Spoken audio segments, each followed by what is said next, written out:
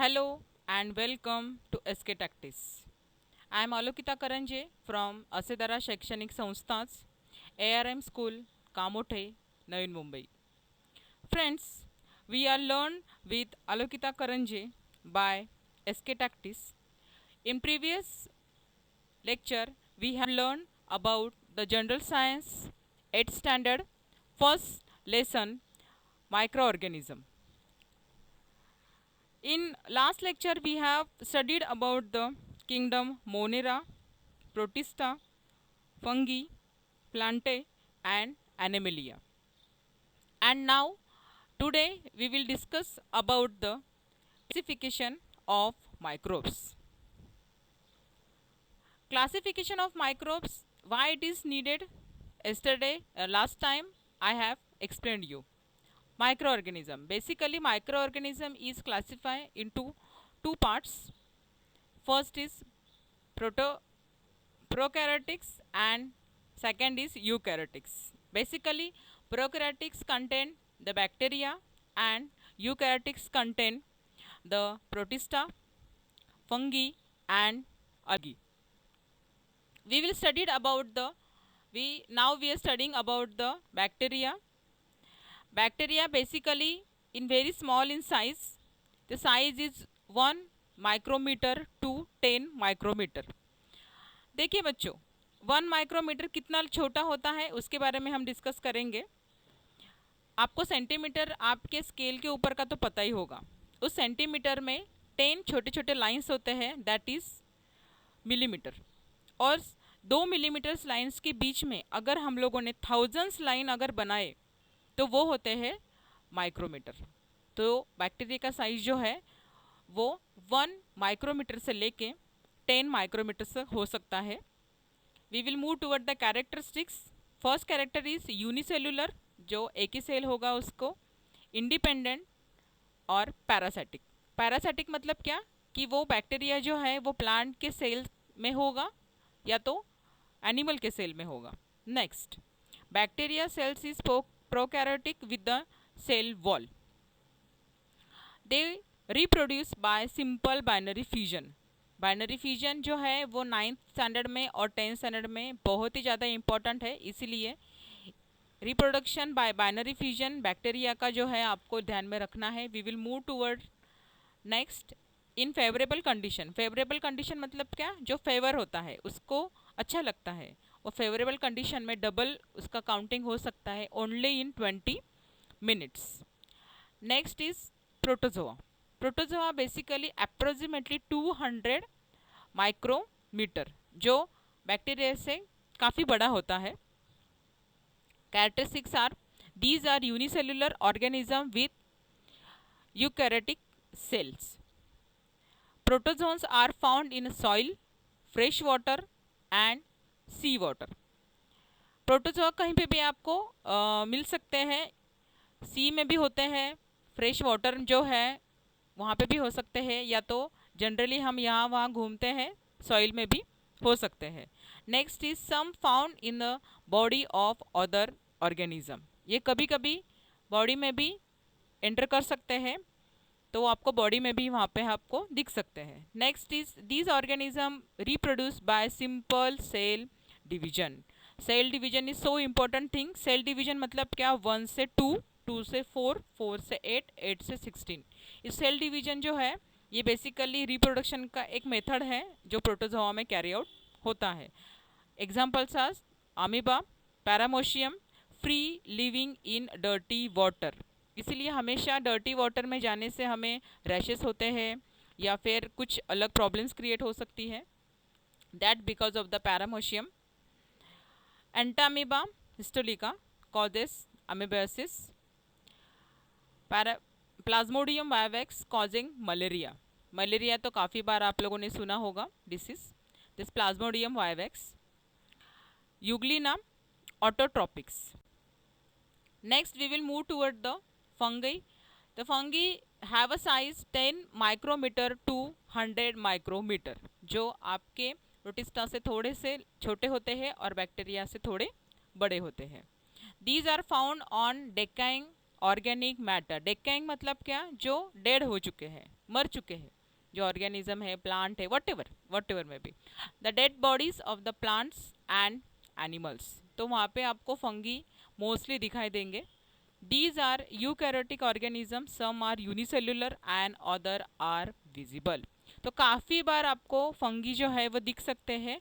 कभी आपके बॉडी के ऊपर सफ़ेद कलर का एक रैशेस आ जाते हैं, या फिर पाउडर जैसे आपके बालों से निकलता है, जिसको आप डेंड्रफ बोलते हैं, दैट इज़ फंगी, जो आपके स्किन के ऊपर इजीली क्रिएट हो सकते हैं. And we can see the naked eye. Third one is prokaryotic, absorb their food from the decaying organic matter. Decaying organic matter means what? मरने के बाद एनिमल्स या प्लांट्स जो भी है, उनके बॉडी में carbohydrates, lipids, proteins, fats present होते हैं. उसी का यूज़ करते हैं fungi for the living. Next characteristics, they reproduce sexually and asexually by cell division और बाय बडिंग. सेल डिवीजन जैसे मैंने आपको बोला है 2 से 4, 4 से 8, 8 से 16, इस तरीके से, और बडिंग मेथड भी. फॉर एग्जांपल बेकर्स ईस्ट, जो हम ब्रेड्स खाते हैं, केक खाते हैं, उसमें जो ईस्ट यूज़ किया जाता है that is come under the family fungi, Candida and mushroom. Mushroom तो काफ़ी बार आप लोगों ने देखा भी होगा. Next algae, the size approximately 10 micrometer to 100 micrometer is same like a fungi. They are aquatic. Aquatic मतलब क्या, हमेशा वो पानी में ही आपको दिख सकते हैं. Eukaryotic, unicellular, autotrophic organism. Next is photosynthesis is carried out with the help of the chloroplast present in the cell. Photosynthesis means what, कि वो खुद का जो फूड है, वो फूड जो है वो आपके सन के लाइट से प्रॉपरली क्रिएट कर सकते हैं for the living and for the growth. Examples are Chlorella and Chlamydomonas. Very few species of the algae are unicellular. Most of them are multicellular and visible with naked eye. Next and very interesting topic is virus. Approximately size is 10 nanometre to 100 nanometre. ये जो size है काफ़ी छोटा है, काफ़ी छोटा. जैसे मैंने एग्जांपल बोला था आपको पहले कि 1 सेंटीमीटर जो स्केल का है, आप पता है आपको, उसके भीतर 10 लाइंस खींचे हुए होते हैं, और उस हर एक 10 जो लाइन है उसके एक लाइन के बीच में अगर थाउजेंड्स लाइन बनाओगे तो माइक्रोमीटर हो जाता है. लेकिन उसमें अगर थाउजेंड्स की जगह पे 10 लाख लाइंस बनाओगे तो इतना छोटा जो साइज़ है वो है आपको 1 नैनोमीटर टू 100 नैनोमीटर. और वायरस के बारे में तो काफ़ी लोगों ने आपको बताया होगा या आपने भी पढ़ा होगा, जो अभी पूरा वर्ल्ड जो है इसके बारे में परेशान है. The basically the disease is कोविड-19. तो कोविड-19 is go because of the corona virus we are affected and showing the different diseases.